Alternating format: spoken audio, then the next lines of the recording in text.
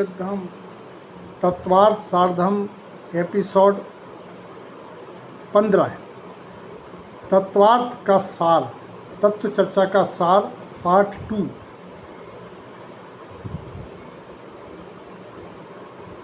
द्रव्य के सदागुण उसकी सभी अवस्थाओं में सदाकाल पाए जाते हैं।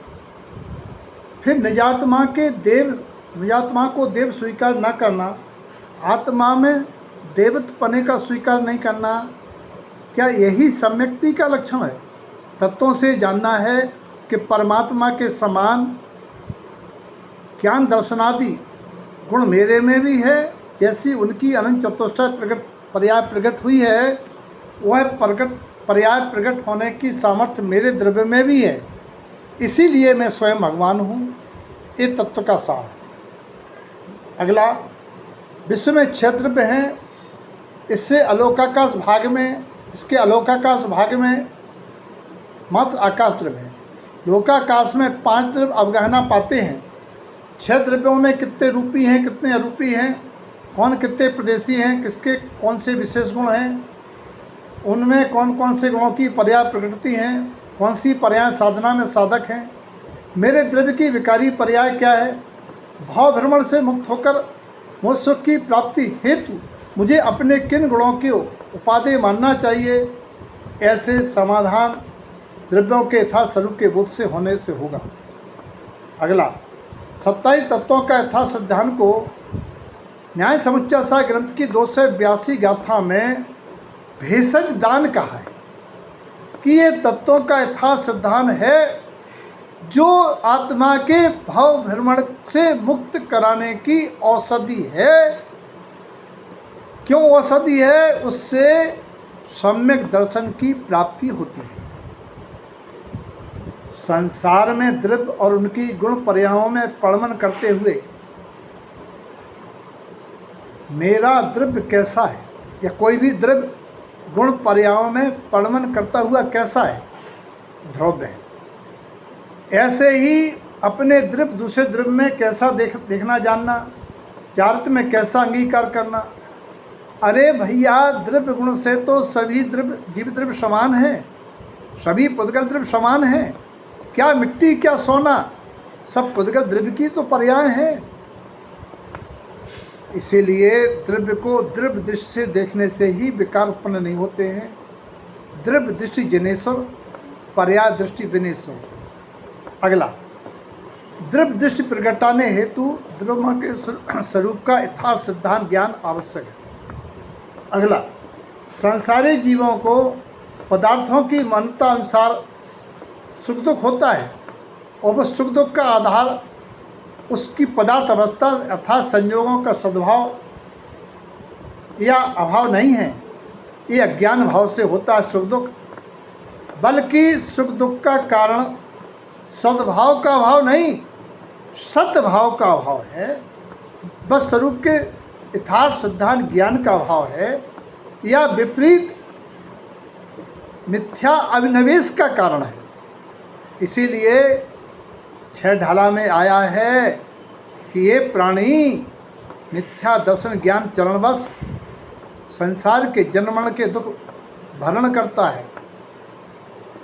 अगर सुखी होना चाहते हैं तो तत्वों का सार, जीव जुदा पुद्गल जुदा, अन्न कथन विस्तार।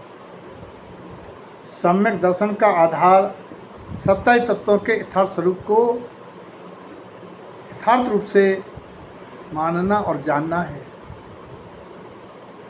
अगला, संसारी प्राणियों के जीवन में कभी अनुकूल तो कभी प्रतिकूल संयोग आते ही हैं।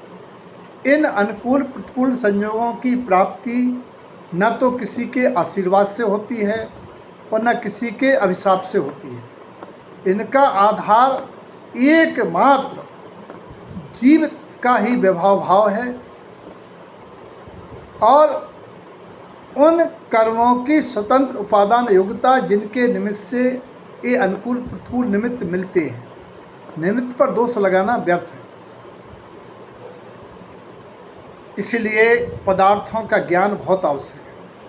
पुण्य के भेद प्रभेद उनके फलों का ज्ञान भी जरूरी है, क्योंकि प्राणी पुण्य के उदय में पुण्य के कार्य करते हुए भी पापान बंधी पुण्य के रूप में पापाश्रव करके आगे दीर्घ काल तक दुख उठाते देखे गए हैं।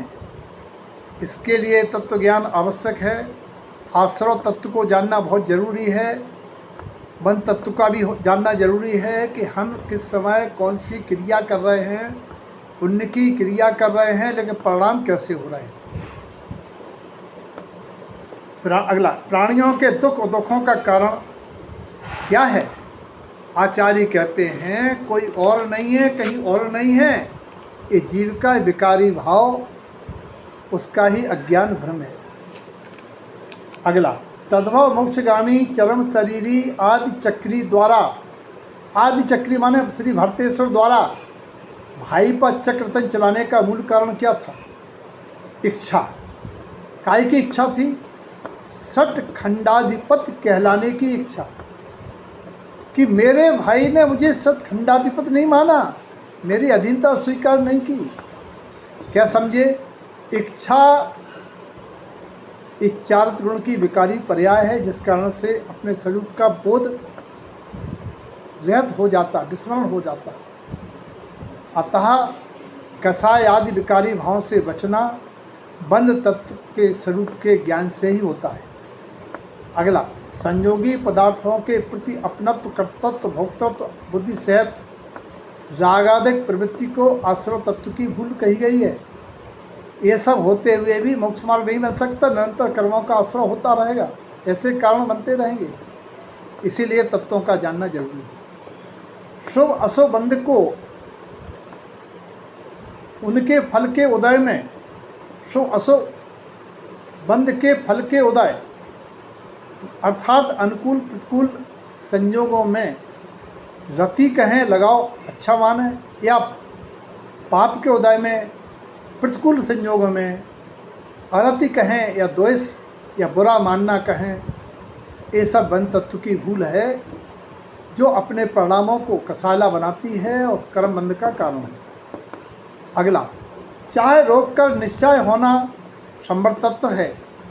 शक्तितः त्याग, शक्तितः तप न करना ये निर्जर तत्व की भूल है। हमें अपने शक्ति प्रमाण इच्छाओं का समन करना चाहिए और चाह को रोक करके संभव तत्व रूप कर्मों का संवर करना चाहिए।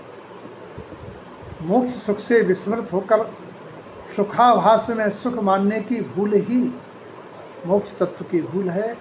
ये सुखाभास अतृप्त कारक, क्षणभंग और नाशमान है। सही तो साध्य अनंत काल तक रहने वाला परमानंद, वही मोक्ष सुख मुझे उपादेय है। उपयोगी लक्षणमयी त्रिकाली चेतन सत्ता से पृथक पर्याय दशा पौधग्रस्त शरीर को अपना स्वरूप मानना ये जीव तत्व की भूल है। ये अनादिकाल से मैंने की है, इसी कारण से मैंने सम्यक दर्शन को प्रकट नहीं किया है। अजीब के प्रणमन में अपना प्रणमन मानना अजीब तत्व की भूल है। ये जो हमारी पर्याय दशा है, राजा रंक, रोगी निरोगी, ज्ञानी अज्ञानी, बुद्धिमान मानना, ये सारा का सारा उसमें अपनेपन मानना, कर्तापन मानना अजीब तत्व की भूल है। 7 तत्वों की भूल यानी विपरीत सिद्धांत मिथ्या दर्शन कहलाता है। इस मिथ्या दर्शन से बच के सम्यक दर्शन की प्राप्ति हेतु मुक्त मार्ग के लिए तत्वों का ज्ञान आवश्यक है। सबके जीवन में तत्वों का सिद्धांत आए, विपरीत सिद्धांत मिटे, ऐसी मंगल भावना साथ जय तारण।